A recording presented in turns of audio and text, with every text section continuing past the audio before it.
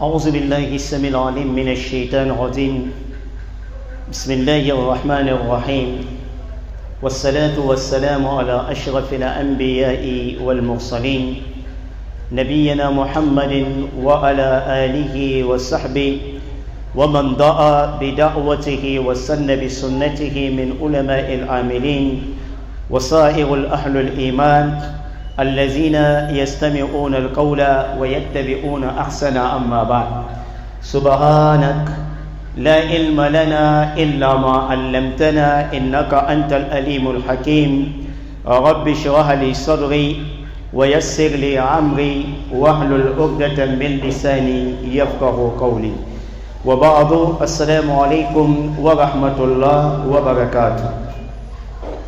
Louange à Allah, prière et salut d'Allah sur le provocateur du monothéisme puis sur la surface du cosmos, Muhammad sallallahu alayhi wa sallam, de même que sur sa famille, ses compagnons et ceux les ayant suivis sur le droit chemin de la rectitude jusqu'au jour de la rédiction des comptes. C'est à quoi, nobles sœurs dans la foi, nous rendons grâce immensément à Allah, exalté soit-il, qui a permis notre retrouvaille en ce vendredi 26 du mois de Sha'aban de l'an 1442 du Hégire, correspondant au vendredi pas de bruit, correspondant au vendredi 9 avril 2021.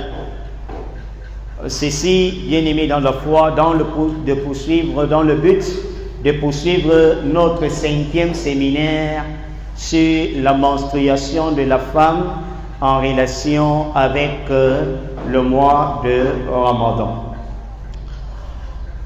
Bien-aimés dans la foi, nous avions dit que pour que le Ramadan d'une femme soit réussi, il lui faut préalablement connaître 4 choses, parmi lesquelles nous avions parlé que la femme doit mieux maîtriser al-awqat as-salah, les heures, les horaires de la prière, et pour cela elle doit maîtriser également la périodicité et son cycle menstruel convenablement, et 4e, elle doit maîtriser les impuretés, et 5e, les règles juridiques de la menstruation en relation avec le mois de Ramadan bi'iznillahi ta'ala.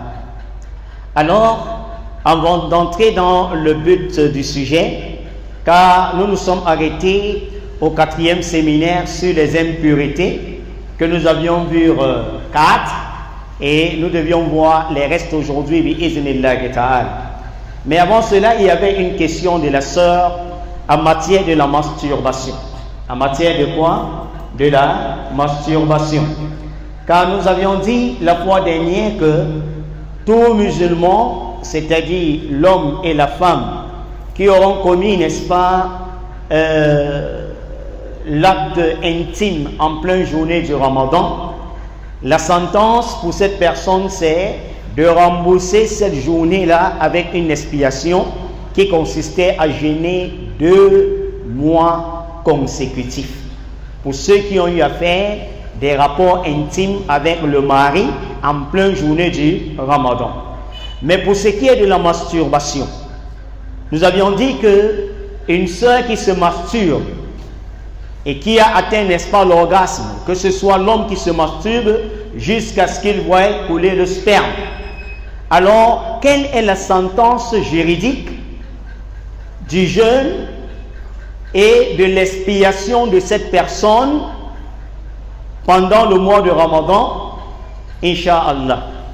Alors, les savants ont subdivisé la masturbation en 2 qualités.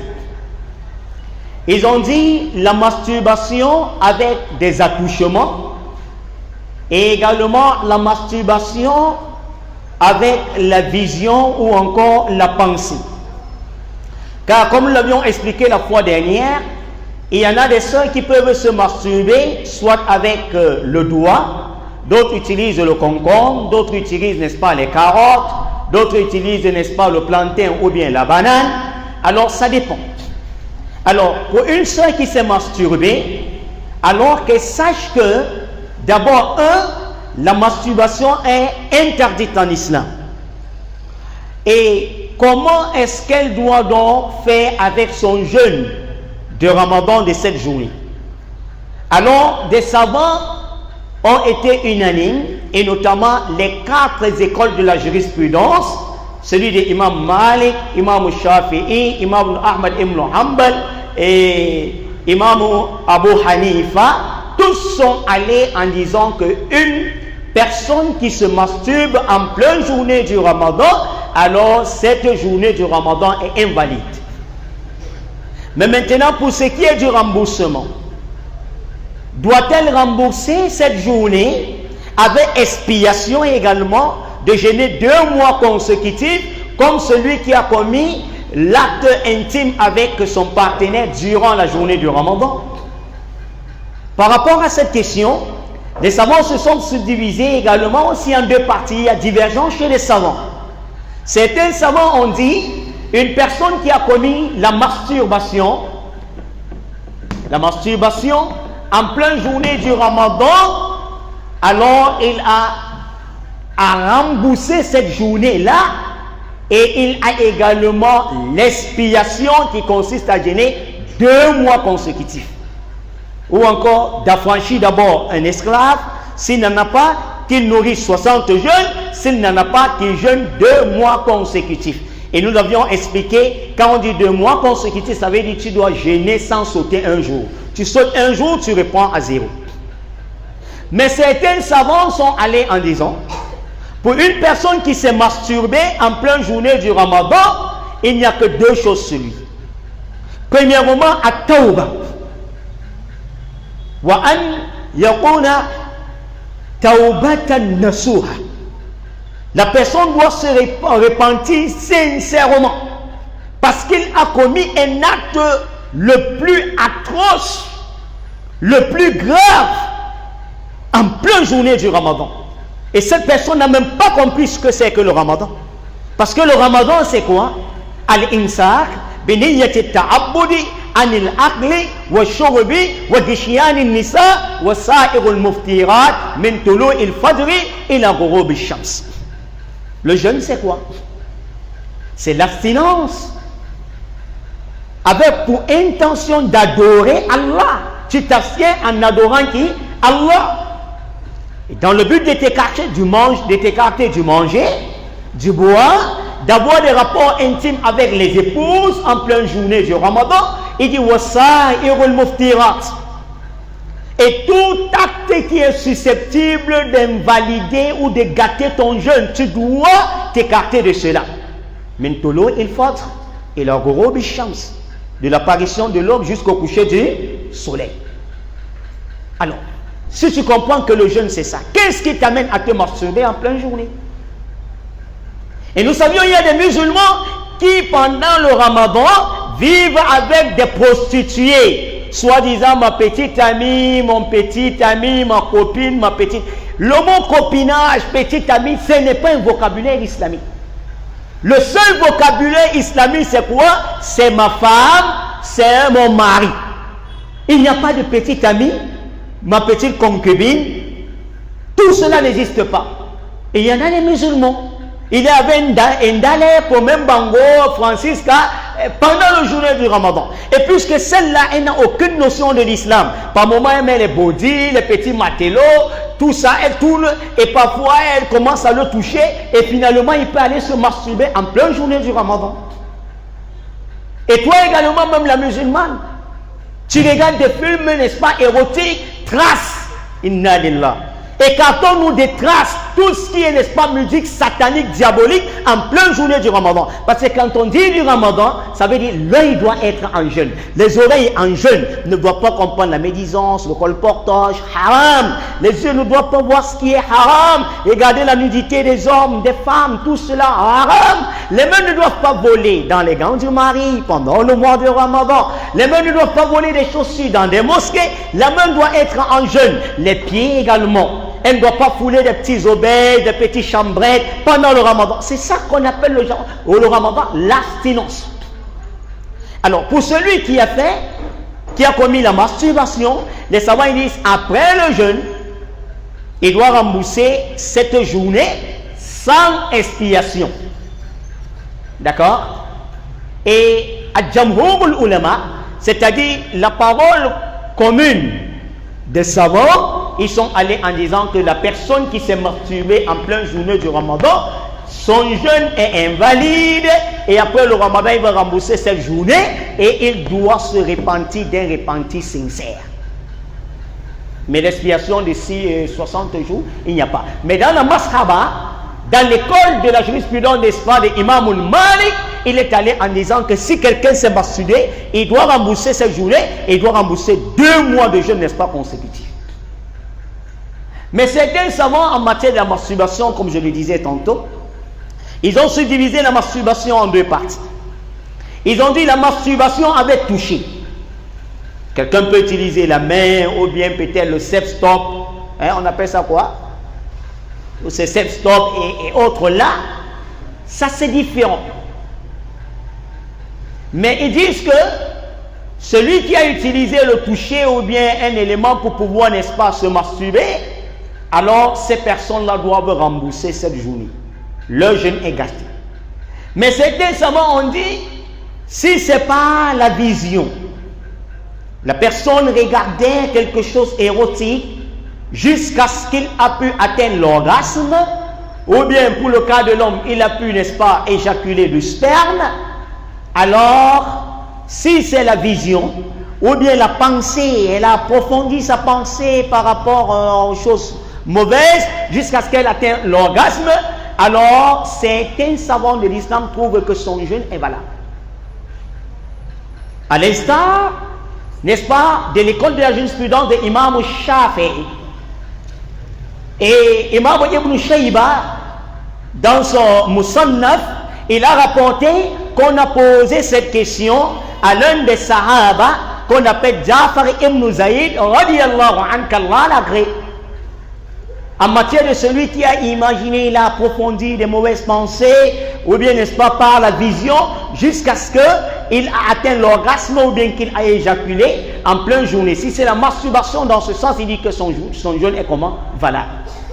Mais, la parole la plus commune des savants, ici j'apprends, n'est-ce pas, des opinions des mazahib, c'est-à-dire les différentes écoles de la jurisprudence islamique, mais la parole la plus unanime de la quasi-totalité des savants, c'est que la personne, cette journée, elle n'a pas le jeûne. Qu'Allah nous en préserve. Est-ce que nous avions suivi? Donc, éloignons-nous de la masturbation parce qu'il est strictement interdit en islam. On revient au niveau de l'impureté de la femme. On entre dans notre séminaire. Nous avions vu, parmi les impuretés de la femme, nous avions ce qu'on appelle al-kassatul bayda, c'est-à-dire les pertes blanches. Et nous avions expliqué, je crois, la semaine passée, que les pertes blanches, son rôle, premièrement, c'est d'annoncer la fin de la menstrue chez la femme. Lorsque la femme est en train de saigner et que la menstrue tire déjà vers la fin, il y a cette perte blanche, c'est-à-dire c'est l'eau, c'est un liquide, n'est-ce pas, qui se dégage de la femme, et une fois que c'est en arrêt, alors la femme doit se laver, rituellement bien sûr, et elle doit reprendre les prières, et elle doit reprendre quoi, le jeûne. Mais on a également un autre qu'on appelle Al-Qudura. Al-Qudura. C'est quoi Al-Qudura? Al-Qudura, c'est un liquide qui dégage de la femme, que la femme colle, qui tend vers le marron. Vers la couleur un peu comment? Marron. C'est ça qu'on appelle quoi? Al-Qudura. Mais est-ce que Al-Qudura c'est la menstrue? Non. Est-ce que nous comprenons? Al-Qudura ce n'est pas quoi là? La menstrue. Mais par moment il prend la place de la menstrue, on va venir voir.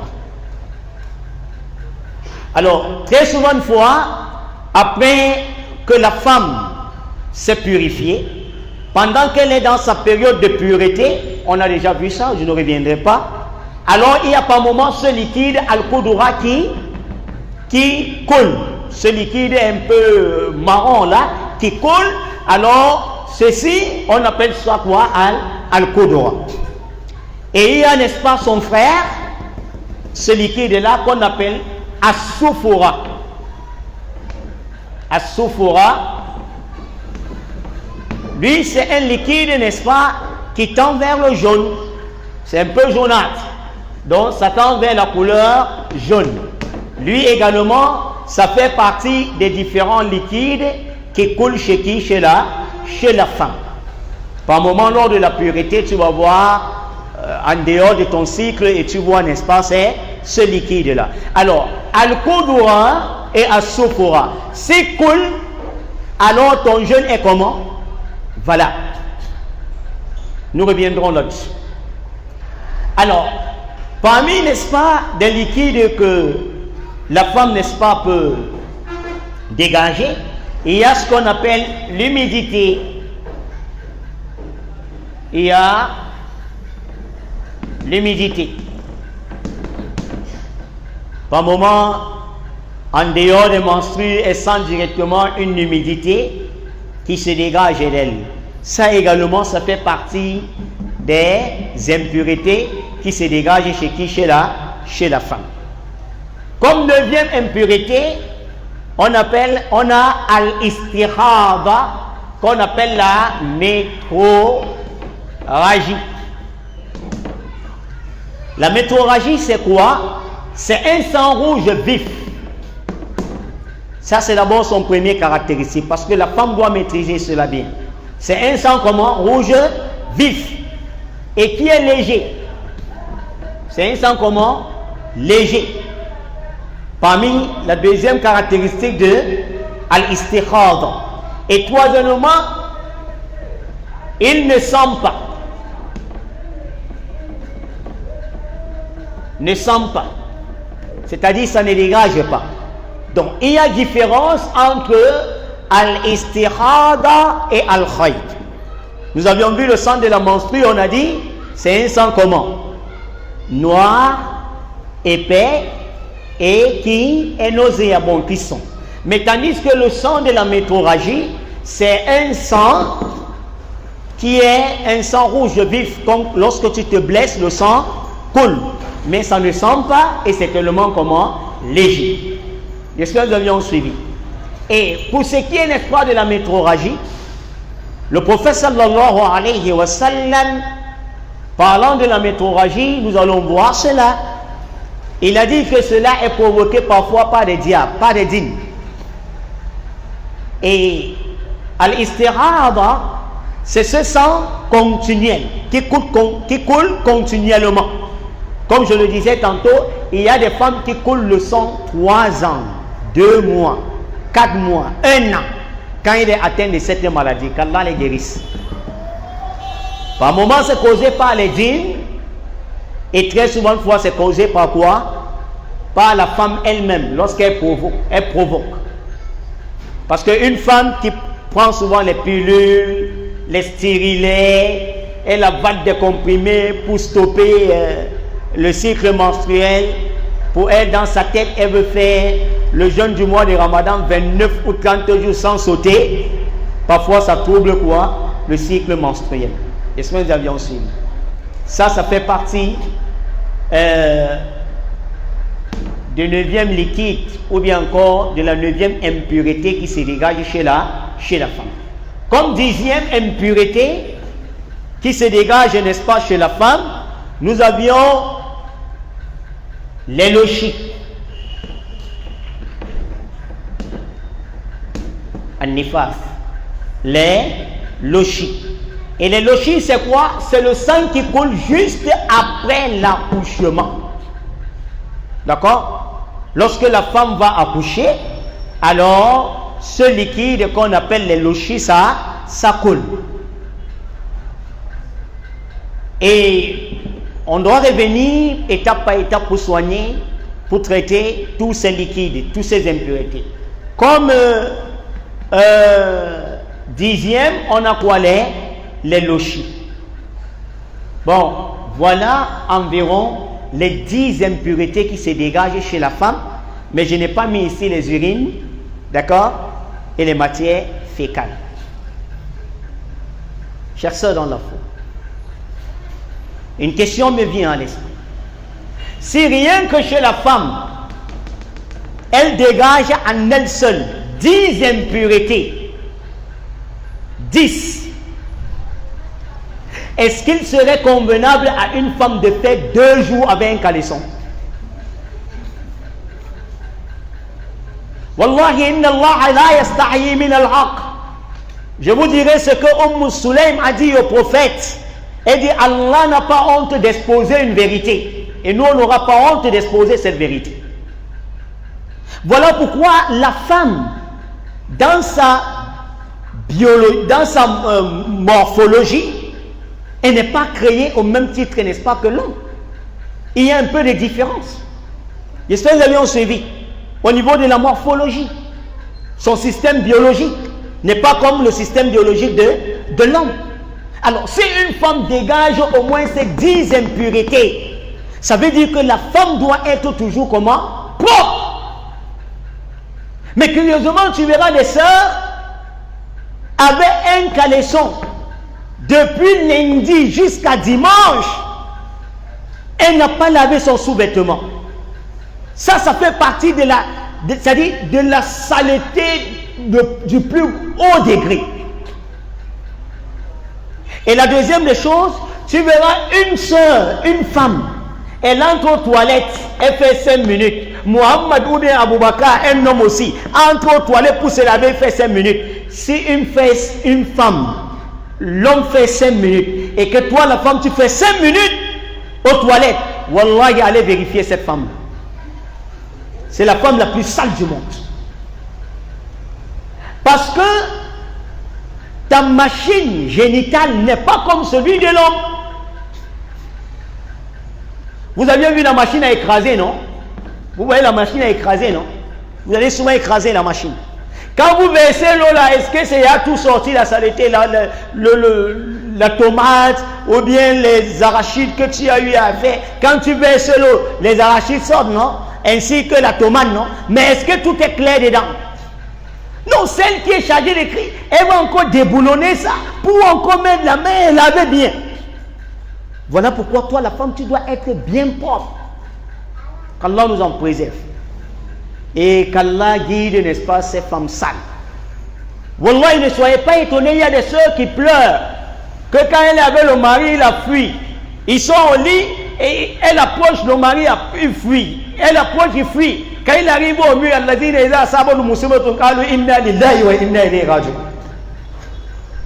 il te fuit, tu ne sais pas pourquoi tu fuis. Parce que tu es sale, ma soeur.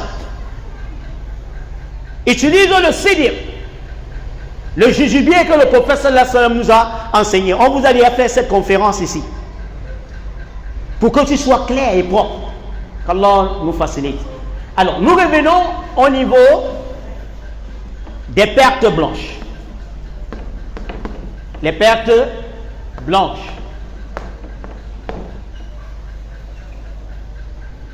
Les pertes blanches, comme on l'a expliqué, nous avions dit que c'est un liquide tout blanc qui sort juste pour annoncer la fin de la menstruation.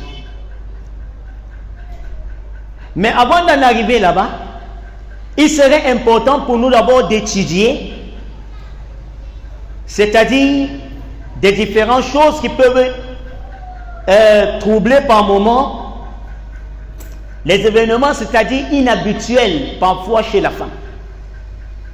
Les savants ont dit parmi les événements que la femme, n'est-ce pas, peut faire halte avec, il y a l'allongement ou la diminution du cycle de la période ou bien du cycle menstruel. Donc toi la sœur, si tu trouves que tu avais l'habitude de saigner 6 jours, d'accord, alors par moment ça peut s'allonger. Au lieu de 6, tu te retrouves à saigner jusqu'à 13 jours. Donc ça, par moment, ce sont des événements inhabituels. Et par moment, tu peux avoir un cycle menstruel de peut-être 24 jours. Donc c'est-à-dire, après 24 jours, le sang susceptiblement peut rentrer. Mais au lieu, tu t'attends au 24, ça déborde déjà. Tu es au 28, au 30. Ça arrive. J'espère que nous avons suivi. Il y a cela. Et parmi également cela, il y a le retard ou l'arrivée en avance du cycle menstruel. Par moment, tu t'attends, c'est le 3. Tu étais sûr que les règles doivent commencer quand? Le 3. Est-ce que nous comprenons? Par moment, ça retarde. Le 4, tu ne vois pas. Le 5, tu ne vois pas. Le 6, le 10. Et puis, ça commence à couler. Il y a souvent cela chez la femme.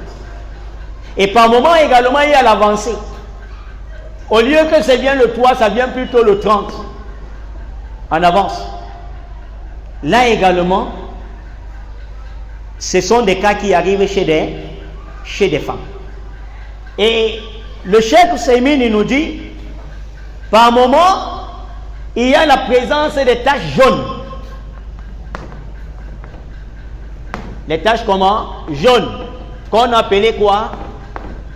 Asophora. Ou bien les taches, n'est-ce pas, marron. D'accord? Al-Kodora. Mais écoutez bien ceci. On prend à titre d'exemple une femme qui était censée saigner le premier.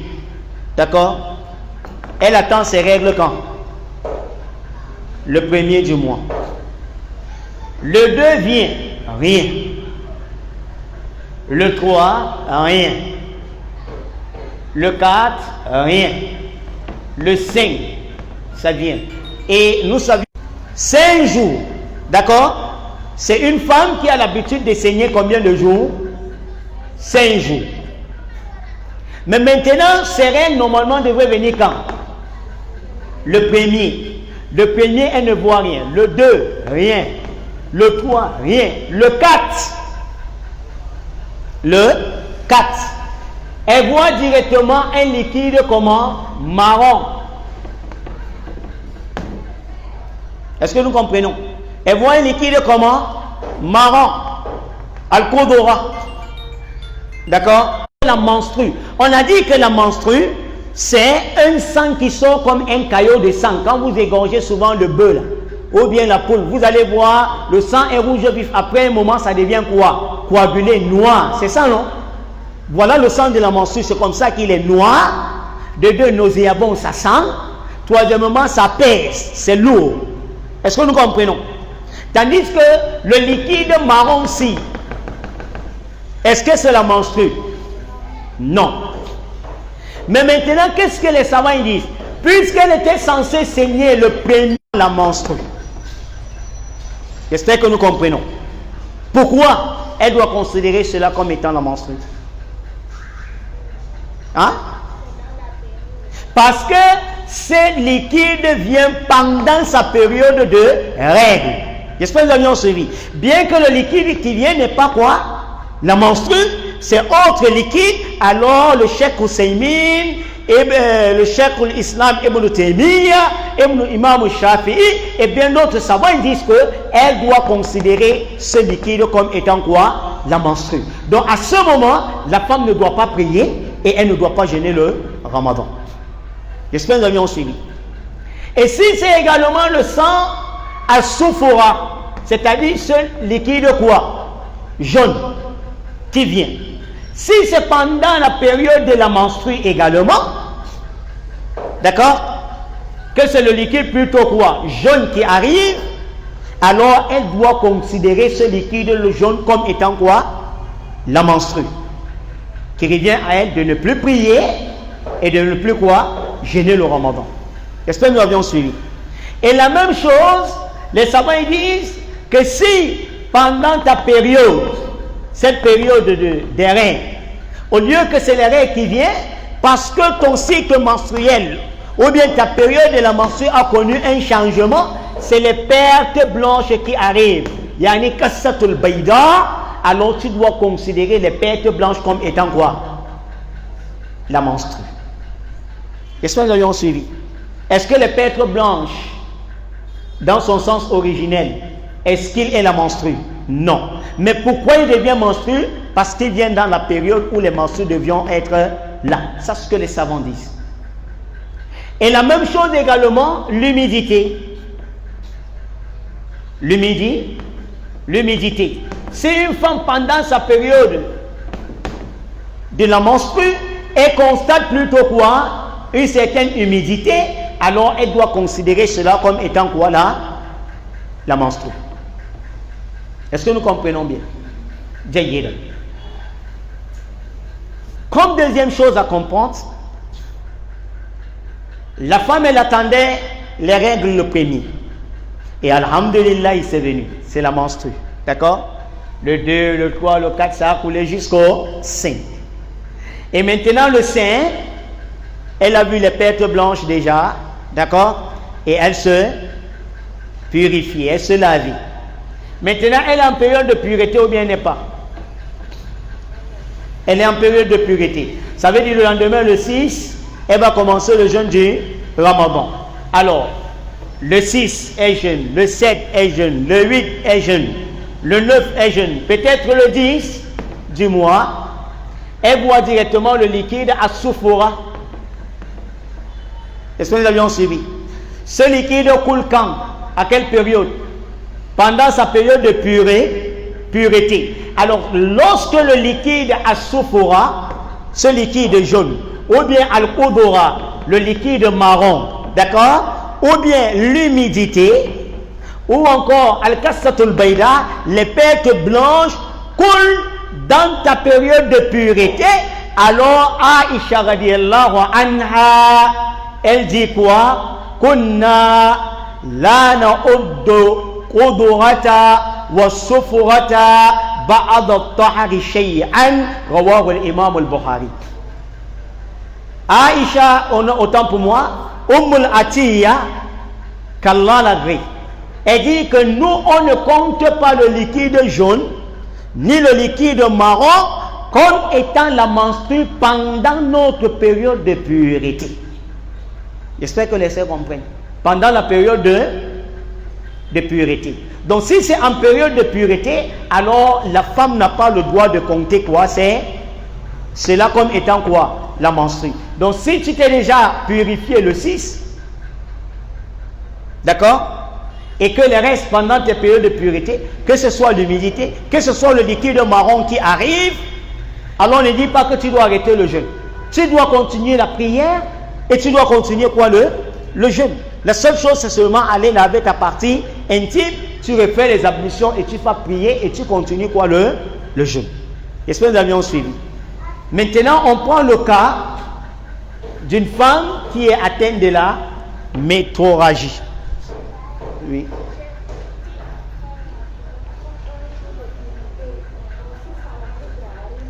Très bien. La sœur pose la question. Si c'est après un jour de pureté, c'est une femme qui a saigné jusqu'au sein, d'accord? Jusqu'au sein. Et puis, le 7, à titre d'exemple, le 7, voilà le liquide marron, ou bien le liquide jaune, d'accord? Ou bien les pertes blanches qui arrivent. Elle demande, est-ce qu'elle doit considérer cela comme étant la menstruation, oui ou non? Nous disons premièrement, Atiya, qu'est-ce qu'elle dit? Si c'est pendant notre période de pureté, tous ces liquides-là, on nous fait revenir en arrière. Nous avions dit, pour connaître que tes règles sont achevées, il y a deux catégories de femmes. Première catégorie, déjà le sein, du 1er au 5, c'est les règles. Et maintenant le 5, tu commences à voir quoi? Kassatul bayda, les pertes blanches. D'accord? Quand les pertes blanches cessent, ça veut dire que tu es déjà en période de pureté. Qu'est-ce que nous avions suivi? Ça veut dire, si ça a arrêté le 5, tu as vu les pertes blanches, tu t'es lavé. Le 6, le 7, tu vois le liquide marron. Ça veut dire que le liquide marron intervient à quel moment? Pendant ta période de pureté. Ici, tu dois continuer le jeûne du mois de Ramadan. Et ça, nous avions suivi. Et deuxième catégorie de personnes pour connaître la fin des menstrues. Parce que l'essentiel, c'est de connaître est-ce que mes menstrues sont totalement finies. Nous avions dit, pour la deuxième catégorie des femmes, c'est que les menstrues s'arrêtent totalement. Le sang s'arrête totalement. Si tu es du nombre de ce genre de femmes, le prophète Mohammed sallallahu alayhi wa sallam dit quoi? Utilise le coton. Tu cherches quoi? Le coton que tu introduis dans ta partie intime. Si tu sors le coton et qu'il y a quelques taches, soit rouges, ou bien jaunes, ou marron, alors abstiens-toi de prier et de jeûner. Parce que le sang là n'est pas fini. Ça peut encore revenir soit le lendemain, le 6, ou bien le 7, ou bien le 8. Mais du moment où tu as utilisé le coton, en introduisant cela dans ta partie intime, et que tu ressors le coton de ta partie intime, c'est tout blanc, comme tu as introduit, alors ça veut dire que le sang de la menstrue est comment? Fini. À ce moment, tu te laves et tu commences par le jeûne. Et si tu t'es lavé dans le 5 et que le 7, il y a ce liquide marron, ça veut dire que le marron vient à quel moment? Au moment de ta pureté. Ici, tu vas seulement continuer le jeûne et les prières. Et ce que nous avions suivi. Allons-y rapidement pour le cas de la femme atteinte de la métrorragie. D'accord? Je vois déjà l'heure au niveau de mon montre. On va l'expliquer, n'est-ce pas, un peu rapidement. Pour la femme atteinte de la métrorragie, elles sont subdivisées en 3. Premièrement, celle qui maîtrise son cycle menstruel et la période, n'est-ce pas, de ses règles. C'est ça que nous avions suivi. Parce qu'il y a des femmes qui maîtrisent combien de jours je saigne et quand est-ce que ça va revenir. Elles maîtrisent la période et le cycle. Il y a d'autres qui ne maîtrisent pas la période, mais elles maîtrisent plutôt quoi? Le cycle. Et il y a l'autre, n'est-ce pas? Jahilatun murakkabatun. Ni la période, elle ne connaît pas. Ni le cycle menstruel, elle ne connaît pas. Son mari de même aussi. Or, nous les maris là, on doit mieux maîtriser cela. Alors, comment est-ce qu'elles doivent gérer? Voilà ce que le prophète sallallahu alayhi wa sallam a dit par rapport à cela. Parce que les femmes sont venues voir le prophète. Il y a le hadith de Salama. Elle vient et dit, Ya Rasulallah, Annaha istaftat Rasulullah sallallahu alayhi wa sallam bimra'atin tahraq dam. Et il y a une femme qui est venue voir le prophète sallallahu alayhi wa sallam. Elle a dit, Ya Rasulallah, je coule abondamment le sang.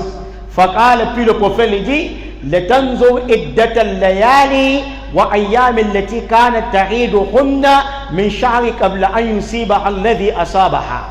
Alors le prophète lui dit, si c'est dans le cas, regarde donc duquel tu coules les menstrues, c'est-à-dire si c'est 4 jours que tu avais l'habitude de saigner, alors lorsque les 4 jours arrivent, tu t'abstiens de jeûner et de prier. J'espère que nous avions suivi. Et une fois que c'est passé, alors tu essaies de te gagner. Et alors, pour celle qui ne connaît ni la période, ni le cycle menstruel, alors comment elle doit gérer, n'est-ce pas, sa istihada, sa métrorragie? Alors il est dit qu'elle doit essayer d'observer pendant que le sang coule, d'accord? Alors, Inch'Allah, elle doit regarder si la couleur du sang a changé.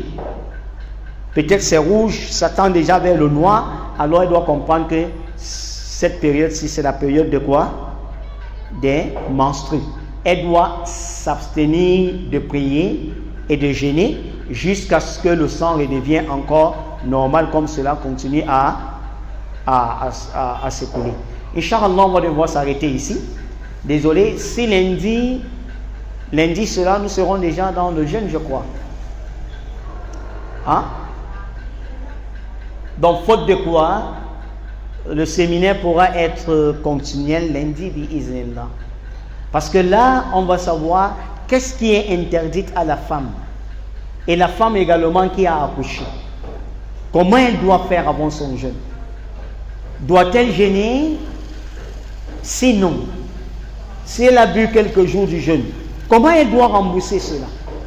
Inch'Allah, cette question, on doit le répondre dans notre page Facebook, Inch'Allah, Muhammadou Ladan, ou bien, n'est-ce pas, Ladan Mahi, et peut-être lundi, on pourra répondre également. Mais avant de nous séparer, nous devions comprendre que la femme, pendant les périodes de menstrues, qu'elle ne laisse pas passer le ramadan comme ça, même si elle est en période. D'accord?